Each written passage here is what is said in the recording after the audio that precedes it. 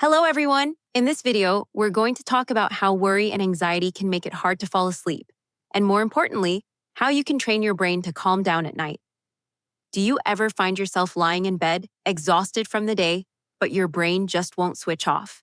Instead of drifting into rest, you start replaying old conversations, worrying about bills, thinking about car repairs, or running through tomorrow's to-do list. Before long, you're wide awake, frustrated, and wondering why you can't sleep. Sound familiar? It's incredibly frustrating, and it's more common than you think. Millions of people experience racing thoughts at night.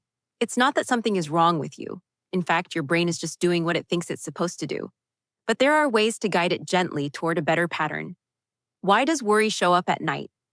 During the day, our minds are constantly stimulated. We're working, checking phones, managing tasks, handling emails, watching TV. There's rarely a moment of silence. Our brains are on a kind of autopilot, moving from one thing to the next. But when the lights go off and the distractions stop, your brain finally has the space to process everything it didn't get to earlier. Like a computer that waited too long for an update, it suddenly starts sorting and organizing right when you're trying to sleep. It might bring up things like emotions you ignored earlier, conversations that felt unresolved, fears about the future, tasks you forgot to do. This mental activity can feel overwhelming. But here's the key insight. Your brain isn't broken. It's just untrained for rest. How worry becomes a habit at bedtime. Here's the thing. If night after night your brain associates lying in bed with thinking, planning, or stressing, it forms a habit. Eventually, your brain starts to believe bed equals time to think, not sleep. It's no different than training a pet. If your dog learns that the leash means walk time, it gets excited when you pick it up. Similarly, your brain has learned that pillow plus quiet equals time to worry. The great news? You can untrain that habit and build a new, healthier one. The key is to create space for your mind to think earlier in the day, so it doesn't have to do it at night. Understanding the two types of worry. Worrying isn't all bad. It actually evolved to help us solve problems and stay safe. But not all worry is helpful. Let's break it into two categories. Productive worry has a purpose, leads to action. Example, I need to prepare for my job interview. This kind of worry can help motivate you to get things done. Unproductive worry, spinning thoughts with no clear resolution. What if scenarios that never end, stressing about things you can't control. Examples, what if I mess up tomorrow? What if my friend is mad at me? What if I never get out of this anxiety cycle? This kind of worry just activates your stress response, releasing cortisol and adrenaline, which makes sleep even harder. It's like hitting the gas pedal when you're trying to park. Why we need to face our worries, just not at night.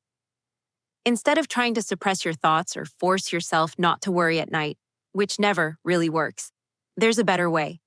Give your brain scheduled time during the day to worry, on purpose. This technique is called deliberate worry, and it helps move anxious thoughts out of the bedroom and into the daytime, where they belong. Step by step, how to practice deliberate worry. 1. Schedule worry. Time set aside 10 to 15 minutes each day, preferably in the afternoon or early evening. Use a timer and a notebook. Make it a routine. Same time, same place. 2. Dump it all out. Write down every worry or stressful thought you can think of. Don't censor yourself. Just get it out of your head and onto paper. 3. Sort and label. Actionable worries. Can you take a step toward solving this?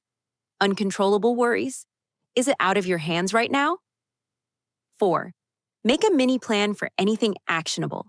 Decide on the next small step. Even something tiny like setting a reminder or sending an email counts. 5. Practice letting go. For uncontrollable worries, try writing, "This is not in my control right now. I choose to let it go." This part takes practice. Letting go doesn't mean ignoring reality. It means choosing peace over rumination. What to do before bed instead of worrying. Once you've emptied your mental backpack during the day, your brain won't feel the need to unpack it all at bedtime. But it helps to add a calming wind-down routine too. Try one or more of these. Gratitude journaling, write 3 things you're thankful for. Celebrate small wins, remind yourself of one thing you did well today. Read fiction, avoid news or heavy topics. Progressive muscle relaxation. Tense and release each muscle group. Breathing exercises, try 4-7-8 breathing to slow your heart rate.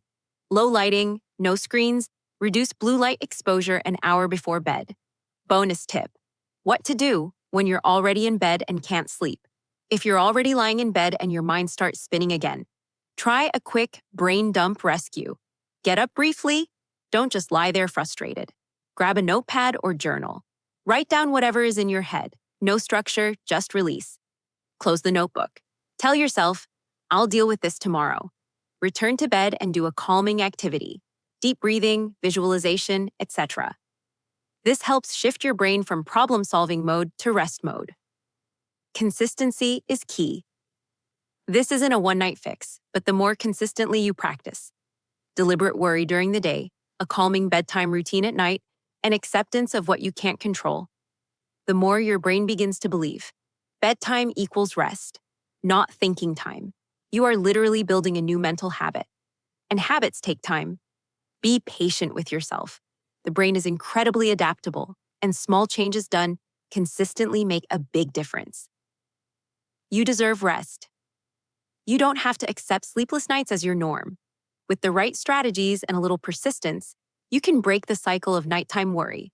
So tonight, give yourself permission to pause. You've done enough for today. Let your body rest. Let your mind soften. Sleep is not a luxury. It's your right. Thanks for watching. And as always, sweet dreams.